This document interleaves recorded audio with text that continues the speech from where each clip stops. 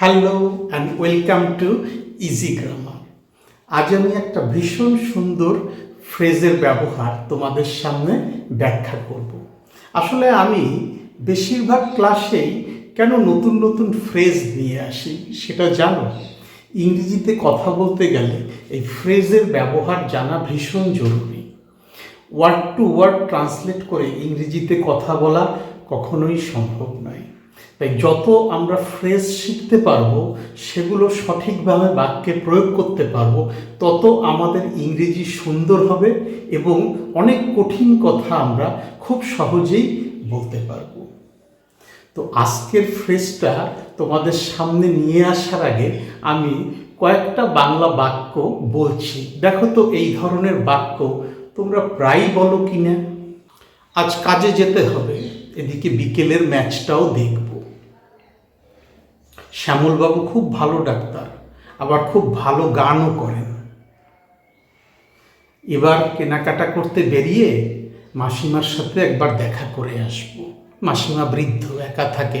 আমি যখন কেনাকাটা করতে বেরোবো, মাসিমার সাথে তার কি কি লাগবে সেটুকু তার কাছে দিয়ে চলে আসব। আজ মিটিং আছে, এদিকে রিপোর্টটাও জমা করতে হবে। একদিকে যেমন মিটিং আছে, অপরদিকে আমাকে রিপোর্টটাও জমা দিতে হবে। তাহলে এই সেন্টেন্সগুলো, এই যে বাংলা বাক্যগুলো আমি বললাম, এই বাক্যগুলো কি ইন্ডিকেট করছে?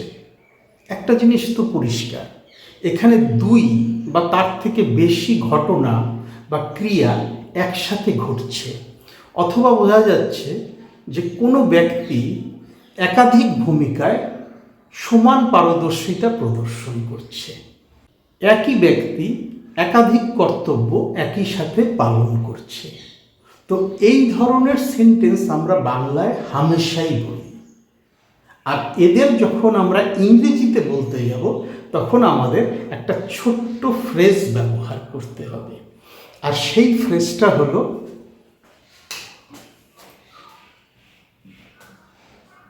at the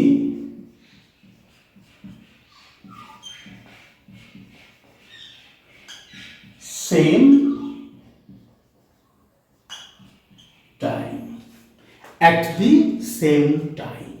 এই at the same time ফ্রেজটা ব্যবহার করে আমরা একাধিক ক্রিয়া একযোগে ঘটা, একই ব্যক্তির একাধিক কর্তব্য পালন করা, একই ব্যক্তির একাধিক ভূমিকায় সমান পারদর্শিতা প্রদর্শন করা, এইগুলো খুব সহজেই বোঝাতে পারবো।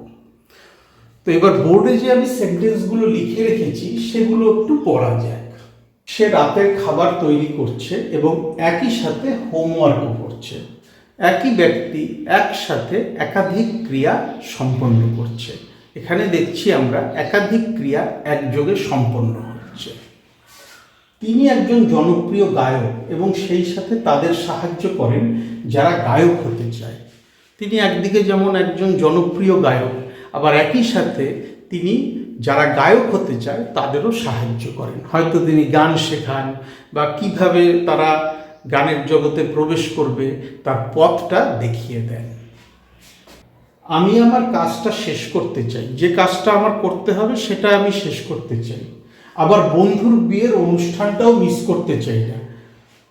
কি বোঝাচ্ছে? কাজটা আমাকে করতে হচ্ছে, আবার একই সাথে বন্ধুর বিয়ের অনুষ্ঠানটাও আমাকে অ্যাটেন্ড করতে হচ্ছে। একাধিক ক্রিয়া একযোগে ঘটবে। তিনি খুবই প্রতিভা সম্পন্ন এবং অপরদিকে ভীষণ নম্র বা বিনয়ী। প্রতিভা সম্পন্ন ব্যক্তি, তার চারপাশে সবসময় লোকজন থাকে, কারণ তার প্রতিভা তাকে খ্যাতি এনে দিয়েছে, কিন্তু সেই খ্যাতির কারণে তার মাথা ঘুরে যায়নি।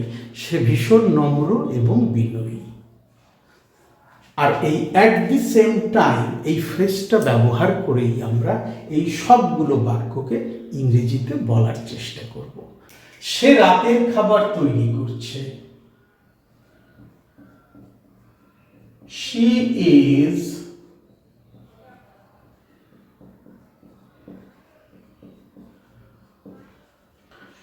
She is preparing রাতের খাবার। রাতের খাবার ইংরেজি ডিনার। এবং একই সাথে তার হোমওয়ার্কও করছে। and doing her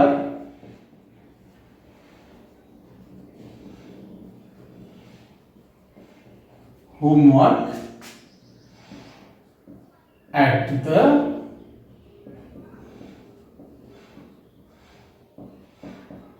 same time. তাহলে অ্যাট দি সেম টাইম এই ফ্রেজটা আমাদের বুঝিয়ে দিল যে একাধিক ক্রিয়া একসাথে সম্পন্ন হচ্ছে বা একযোগে সম্পন্ন হচ্ছে। তিনি একজন জনপ্রিয় গায়ক। He is a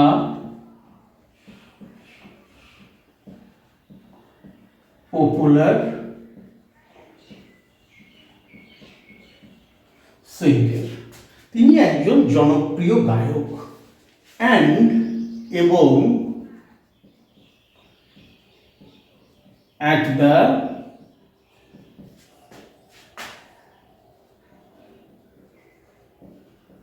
same time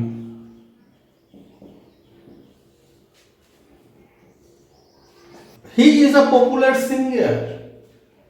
তিনি একজন জনপ্রিয় গায়ক এবং সেই সাথে and at the same time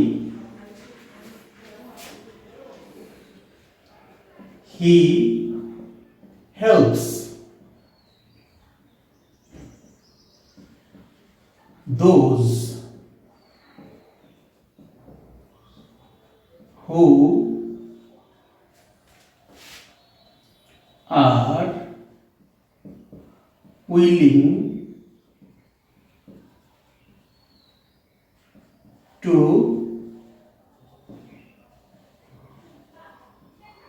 become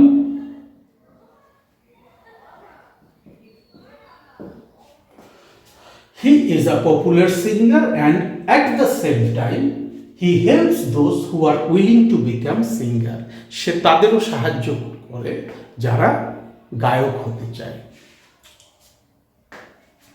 আমি আমার কাজটা শেষ করতে চাই, আবার বন্ধুর বিয়ের অনুষ্ঠানটাও মিস করতে চাই না। I want to finish my work. I want to finish my work and at the same time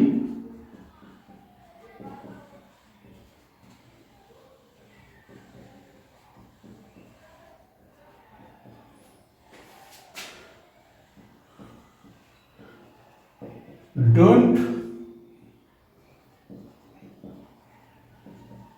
want to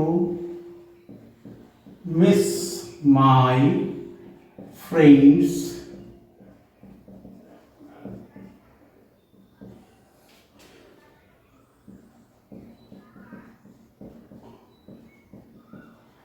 wedding party. I want to finish my work and at the same time don't want to miss my friend's wedding party. আমি কাজটা শেষ করতে চাই, আবার বন্ধুর বিয়ের পার্টিটাও miss করতে চাই না। অর্থাৎ কিনা কাজটা যে করছি সেটার সাথে বন্ধুর বিয়ের পার্টির যে অ্যাটেন্ড করব সেই টাইমটা একদম কাছাকাছি। কাজটা আমি যত তাড়াতাড়ি সম্ভব শেষও করব, আবার বন্ধুর বিয়ের অনুষ্ঠানটাও অ্যাটেন্ড করব। তিনি খুবই প্রতিভাসম্পন্ন এবং অপরদিকে ভীষণ নম্র বিনয়ী। এইখান থেকে লিখি he is highly talented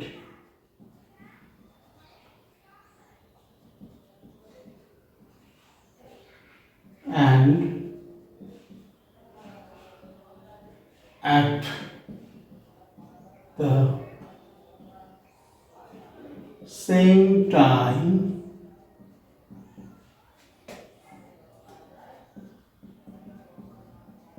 very polite. He is highly talented and at the same time very polite. তিনি খুবই প্রতিভা সম্পন্ন কিন্তু ভীষণ নম্র বা বিনয়ী। তাহলে বুঝতে পারলে যে অ্যাট দ্য সেম টাইম এই ফ্রেজটা কখন বাক্যে ব্যবহার করতে হবে। আর রোজকার ইংরেজিতে এই ফ্রেজটাকে বাদ দিলে কিন্তু ইংরেজি বলা সম্ভব হবে না। তাই অ্যাট দি সেম টাইম এই ফ্রেজটা জায়গা মতন ব্যবহার করতে শেখো। আর কিভাবে শিখবে? হ্যাঁ, আমার ক্লাসটা তো তোমাদের কিছুটা হলেও হেল্প করছে, আর বাকিটা তোমাদের নিজেদের সাহায্য করতে হবে প্র্যাকটিসের মাধ্যমে। বন্ধু বান্ধব, আত্মীয় পরিজন যারা ইংরেজি বলতে আগ্রহী তাদের সাথে ইংরেজিতে কথা বলবে।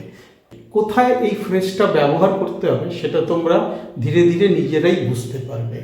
আর একবার এই ফ্রেজের ব্যবহার যখন তোমাদের কাছে সহজ হয়ে যাবে, তোমাদের ইংরেজি হবে ভীষণ সুন্দর। তাহলে আজকের ক্লাসটা আমি আর বেশি দীর্ঘায়িত করছি না। ভালো থেকো।